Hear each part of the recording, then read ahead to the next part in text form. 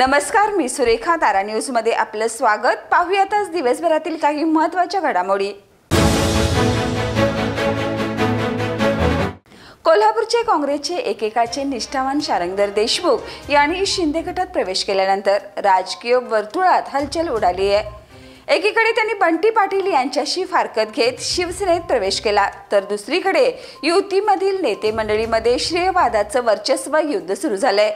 आमदार राजेश क्षीरसागर यांनी देशमुखांना आपण काँग्रेसमधून आणल्याचा दावा केलाय, तर दुसरीकडे शिवसेनेचे नाना कदम यांचंही नाव चर्चेत असून देशमुखांच्या प्रवेशाचं श्रेय त्यांना दिलं जात आहे। कोल्हापूरच्या तावडे हॉटेल व उचगाव हायवे पुलाखाली सतत होणाऱ्या वाहतूक कोंडीच्या समस्येवर ठोस उपाययोजना व्हाव्यात या मागणीसाठी शिवसेना उद्धव बाळासाहेब ठाकरे पक्षाच्या वतीनं पोलीस अधीक्षक योगेश कुमार गुप्ता यांना निवेदन देण्यात आलं। वर्षानगर सारख्या दाट लोकवस्तीच्या भागात सांडपाणी प्रक्रिया प्रकल्प उभारण्याच्या निर्णयाला स्थानिक नागरिकांनी तीव्र विरोध केला असून हा प्रकल्प तात्काळ अन्यत्र हलवावा अशी जोरदार मागणी केली आहे। या पार्श्वभूमीवर परिसरातील नागरिकांच्या शिष्टमंडळाने जल अभियंता रमेश मस्कर यांची भेट घेऊन निवेदन सादर केलं।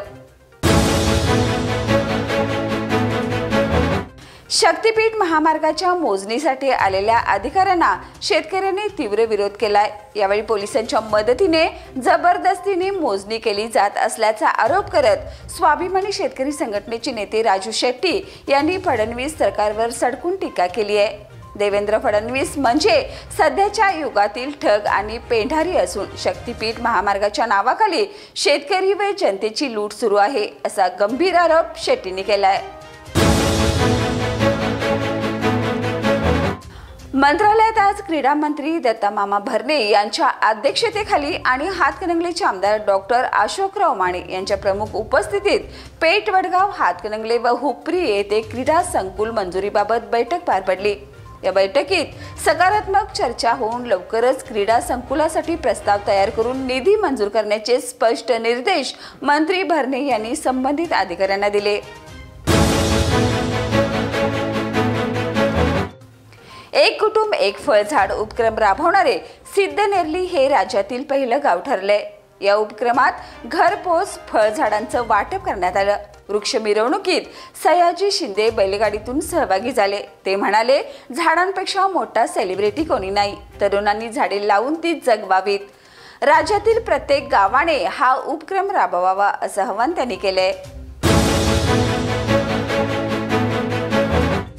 महापालिकेच्या अतिक्रमण निर्मूलन पथकाने आज फोर्ड कॉर्नर, अयोध्या टॉकीज ते बिंदू चौक, छत्रपती शिवाजी रोड, भाऊसिंगजी रोड, करवीर वाचनालय ते बिंदू चौक या मुख्य रस्त्यावर अतिक्रमणाविरोधात कारवाई केली।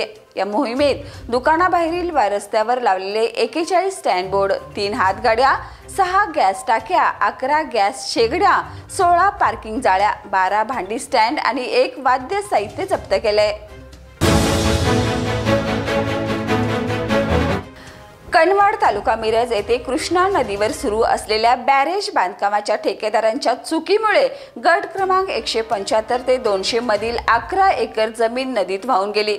मातीचा तात्पुरता बांध पावसाळ्यापूर्वी न काढल्यामुळे आणि जास्त क्षमतेच्या यंत्राचा वापर केल्याने जमिनीचा स्तर कमकुवत झाला होता। परिणामी नदीचं पात्र बदललं आणि शेतकऱ्यांची जमीन वाहून गेली। कोल्हापुरात चिखली येथील अमोल पाटील कडून बंदी असलेले स्टेरॉइड इंजेक्शन साठा जप्त करण्यात आलाय। ऑनलाईन मागून तो जिम मध्ये तरुणांना विक्री करत होता। पोलिसांनी 73,000चा मुद्देमाल जप्त केला असून 2 दिवसाची कोठडी सुनावली आहे।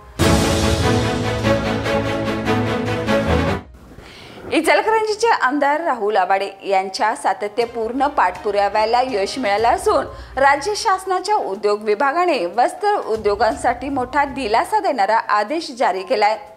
सामूहिक प्रोत्साहन योजना 2013 अंतर्गत 14 मे 2015 पूर्वी ग्रामपंचायतीकडून मिळालेला बांधकाम परवाना ग्राह्य धरला जाणार आहे।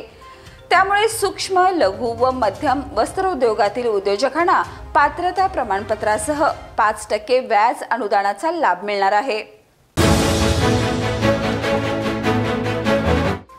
तर या होत्या आज दिवसभरातील काही महत्त्वाच्या घडामोडी. उद्या पुन्हा भेटूया नवीन बातमीपत्रासह. तोपर्यंत पाहत रहा तारा न्यूज.